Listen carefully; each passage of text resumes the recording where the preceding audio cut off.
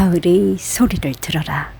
아침 저녁 소매 끝에 느껴지는 기운이 선듯하다.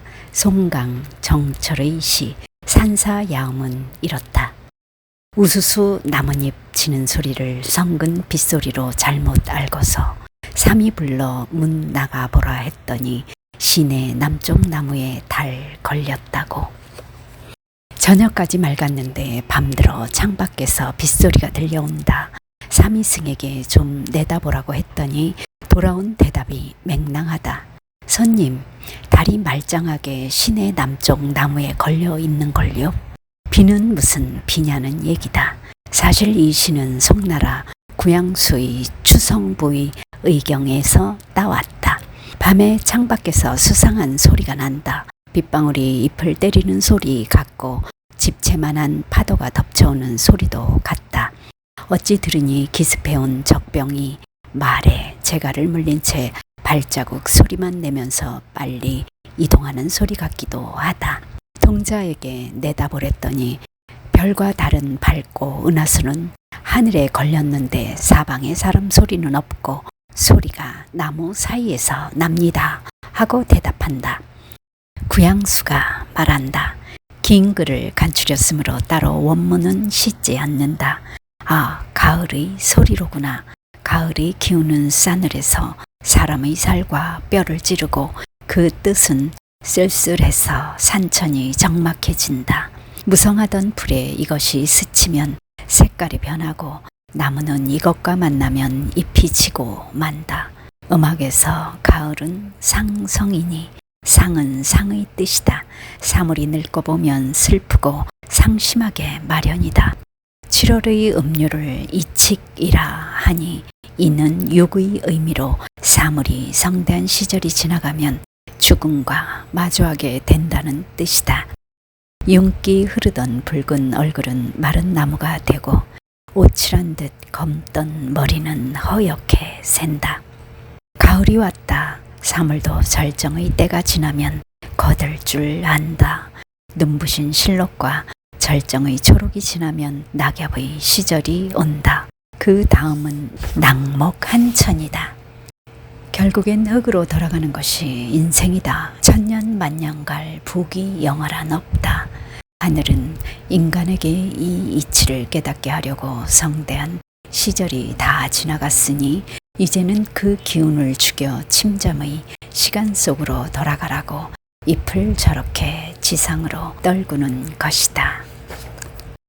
못난 자가 잔머리를 굴린다. 소지유모. 수나라 때 왕통은 지학에서 인간의 승패와 영역에 있어 평범과 비범의 엇갈림이 지란 한 글자에 달려있다고 보았다. 무엇을 멈추고 어디서 그칠까가 늘 문제다. 멈춰야 할 때 내닫고 그쳐야 할 때 뻗대면 삶은 그 순간 나락으로 떨어진다. 책 속의 몇 구절을 읽어본다. 군자는 먼저 가리고 나서 사귀고 소인은 우선 사귄 뒤에 택한다. 그래서 군자는 허물이 적고 소인은 원망이 많다. 내가 저에게 어떻게 해줬는데 나한테 이럴 수가 있나. 사귐의 순서가 잘못되었기 때문이다. 재주가 높은 것은 지혜가 아니다. 지혜로운 사람은 드러나지 않는다. 지위가 높으면 실로 위험하다. 지혜로운 사람은 그리로 나아가지 않는다. 큰 지혜는 멈춤을 알지만 작은 지혜는 꾀하기만 한다. 큰 지혜는 난관에 처했을 때 멈출 줄 알아 파멸로 내닫는 법이 없다. 스스로 똑똑하다 믿는 소지는 문제 앞에서 끊임없이 잔머리를 굴리고 일을 꾸미다 제풀에 엎어진다. 지혜가 미치지 못하면서 큰 일을 도모하는 자는 무너진다. 지혜를 멈춤없이 아득한 것만 꾀하는 자는 엎어진다. 멈춤을 모르고 기세를 둬도 벼랑 끝을 향해 돌진한다. 권세는 무상한지라 어진이는 믿지 않는다. 권세에는 흉함이 깃든 까닭에 지혜로운 자는 뽐내지 않는다. 왕노릇하는 사람은 쟁변하지 않는다. 말로 다투면 위험이 줄어든다. 지혜로운 자는 말이 어눌하다. 어눌하면 적을 미혹해야 한다. 용감한 사람은 말이 없다. 말을 하면 행함에 멈칫대게 된다. 말로 싸워 이기고 달변으로 상대를 꺾는 것은 잠깐은 통쾌해도 제 위험을 갖고 상대가 나를 만만히 보게 만든다. 어느란 듯 아예 말을 멈출 때 가늠할 수 없는 깊이와 힘이 생긴다. 그침이 미학. 생소함과 익숙함의 사이 생처교숙. 송나라 때 승려 선본이 가르침을 정하는 항주 절도사 여혜경에게 들려준 말이다. 나는 단지 그대에게 생소한 곳은 익숙하게 만들고 익숙한 곳은 생소하게 만들라고 권하고 싶다. 명나라 오지경이 지은 무림 범지에 나온다. 생소한 것 앞에 당황하지 않고 익숙한 곳에서 타성해졌지 말라는 말이다. 보통은 반대로 한다. 낯선 일, 생소한 장소에서 번번이 허둥대고 날마다 하는 일은 그러려니 한다. 변화를 싫어하고 관성대로 움직여 일상에 좀체 기쁨이 고이지 않는다.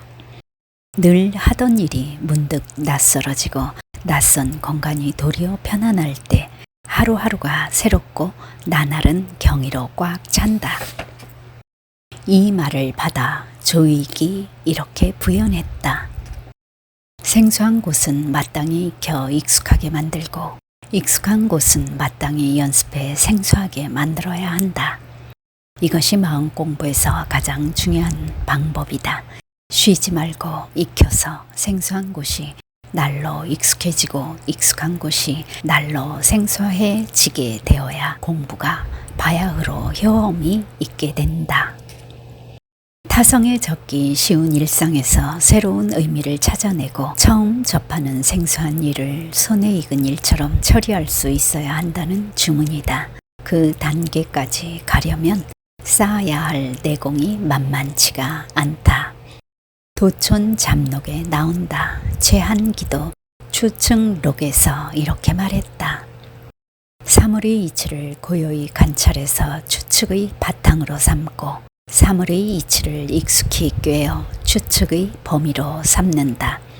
또 반대로 추측을 가지고 사물의 이치의 징험에 보아 지나친 것은 물리고 미치지 못하는 것은 나아가게 하며 생소한 곳은 익숙하게 하고 지나간 일은 뒷일에서 징험한다.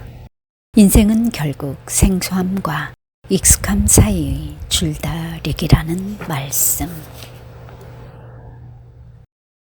사람에게 닥치는 설이 슥살수렴. 성대중이 청성 잡기에서 말했다. 조목을 시들어 죽게 하는 것은 설이다. 시들어 죽게 하는 것은 거두어 들이려는 것이다. 사물이 어찌 언제나 왕성할 수만 있겠는가. 그런 까닭에 초목에만 서리가 있지 않고 사람에게도 있다. 전염병은 일반 백성에게 내리는 설이다. 옥사로 국문하는 것은 사대부의 설이다. 흉년은 나라 절반에 해당하는 설이고 전쟁은 온 나라에 내린 설이다. 사람에게 서리가 있음은 거두어 들이려는 것일 뿐 아니라 하늘이 경고하여 위험을 보이는 것인데 교만하고 방종한 자는 이를 재촉한다. 푸른 잎에 서리가 내려 단풍이 된다. 뻗쳐오르는 기운을 거두어 원래의 자리로 돌아간다. 나날이 꽃 시절이여 단풍철일 수는 없다.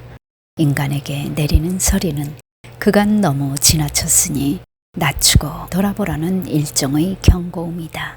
하지만 교만하고 방종한 사람들은 이 소리를 무시한다. 여전히 온유홀로 알고 설치다가 하루아침 된소리에 준비 없이 얼어 죽는다. 김수황은 늦가을 유감이란 시에서 이렇게 노래했다. 설이 이슬 풀 덤불에 내리더니만 정자 언덕 나뭇잎 떨어지누나. 기러기는 물가 추위 깜짝 놀라고 벌레는 산창의 밤 조문을 하네. 유인은 소슬한 새벽 느낌에 홀로 앉아 길게 탄식하노라. 젊은 시절 간대야 얼마나 되리. 세월의 빠름은 믿기 어렵네. 근심은 배움에 진전 없는 것. 성하고 쇠함은 불변의 이치. 힘써서 촌음조차 아껴 쓰면서 자포자기하지는 말아야겠다. 선득한 추위에 깬 새벽잠이 다시 들지 않는다. 나는 너무 늦어버린 느낌이다. 공부에 아무 진전 없이 이렇게 끝나는 건가? 그래도 그는 다짐한다. 이제부터라도 더 시간을 아껴 쓰고 몸을 함부로 굴리지 말아야지.